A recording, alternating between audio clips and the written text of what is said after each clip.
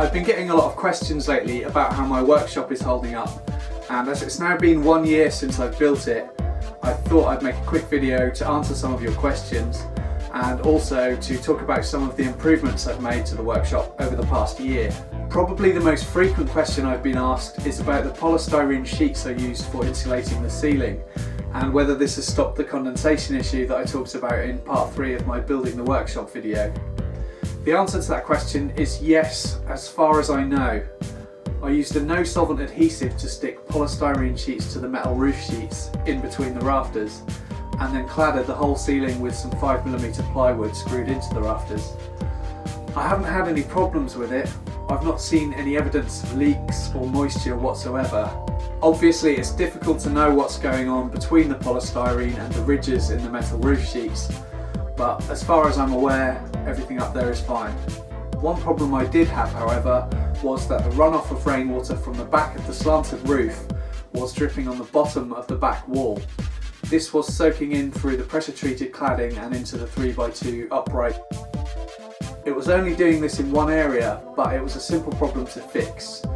I added guttering along the length of the back wall of the workshop and round the side too. And then the downpipe goes into a water butt, and that has completely resolved the issue of dampness on the back wall.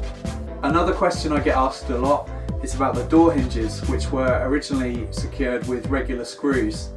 And a few people highlighted that that is a bit of a security risk, as anyone with a screwdriver could potentially unscrew the hinges and break into the workshop. I want to say a big thank you to everyone who pointed this out and recommended some security screws, which I did install some time ago. I've also made a few other security enhancements in recent months. I've had a PIR alarm system fitted, the door is now fitted with 2 locks. I've also added some salvaged steel bars to the large window of the workshop. I cut them to size with an angle grinder and then made some wooden braces with holes in, drilled using a Forstner bit to hold the bars in place. The wooden braces are screwed directly into the wall studs either side of the window with Torx screws. They hold really well, it's pretty solid, and I'm really happy with how this turned out, as it didn't cost anything and I think it's upgraded the security of the workshop substantially. Finally, I've added an alarm sticker to the window as a further deterrent to anyone out there with bad intentions.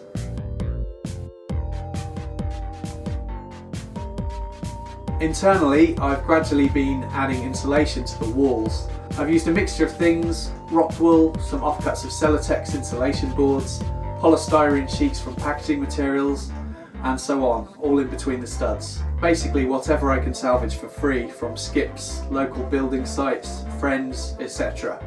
My new bandsaw was delivered in polystyrene inside the box, and all of that is now in the walls. I've also added some plasterboard over the 1.5 walls that I've managed to insulate so far. I filled the gaps in between plasterboard sheets with painter's tape and then skimmed over the surface with some easy fill, which is basically like plaster, but amateurs like me can use it and get decent enough results. I then filled all the screw holes with a filler. I left a couple of centimetre gap between the plasterboard and the floor, and that looked pretty unsightly, so I also made some skirting boards. These were made from some 2.2 metre lengths of pallet wood left over from the recent pallet wood shed that I built. I just rounded over the corners with a block plane, cleaned them up with a light sanding, painted them white, and then screwed them to the studs, and then ran a bead of caulking to hide any gaps. So all of that internal work has been done just for the cost of the plasterboard, which was about £30 in total. Everything else was basically junk, which, as you might know if you've seen some of my other videos, is what this channel is all about. I painted everything inside white, including the ceiling, and this has made a huge improvement to how bright it is in here, bouncing the natural light around much more, which I'm really pleased about. And speaking of light, I've also installed 2 strips of cool white LED lights above my workbench, as that's where I needed more light the most, and the 2 original lights which were installed were just not doing quite enough in that area of the workshop.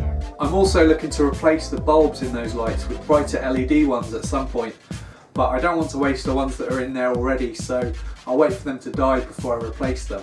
I also got asked why those lights were installed on the walls rather than the ceiling. That's just because I'm regularly moving big pieces of wood in and out of the shop, and I'm sure that I would be breaking them quite frequently if they were up there. Hello? Oh, hi there, is that Keith? Yes. Since building the workshop, I've also built a few other things, like this mobile stand for my table saw, which was really just a temporary build, and I'll probably make a new one at some point, and this box where I store longer pieces of scrap wood. My workbench, my mobile planer base and the table above it, and my Mitre Station have all been covered in various videos I've already uploaded, which I'll link to in the description box below. I have made one improvement to the Mitre stand since finishing it, which is a flip-top table to support the other end of whatever it is I'm cutting. It's very low tech. I basically mounted a block of wood that I cut to the same height as the Mitre saw base, and then I mounted an offcut of plywood to that block with a couple of hinges that I had laying around. So now when I'm cutting longer pieces of wood, I have the option of wheeling my table saw out of the way and propping up the flip-top table with a scrap piece of melamine that I cut to the right height. Considering how low tech it is, it's actually pretty stable and is more than strong enough to support whatever I'm cutting. So that's all I can think of right now. I hope this video has helped to answer some of the questions I've been asked, and let me know if you have any more. It's always good to hear from people, and I try to respond to as many messages as I can. Thanks for watching. I've recently hit 5,000 subscribers too, which was a really nice surprise. Apparently I only need another 95,000 and then I'll receive a special plaque from YouTube. So I'm getting there slowly. Thank you, see you soon.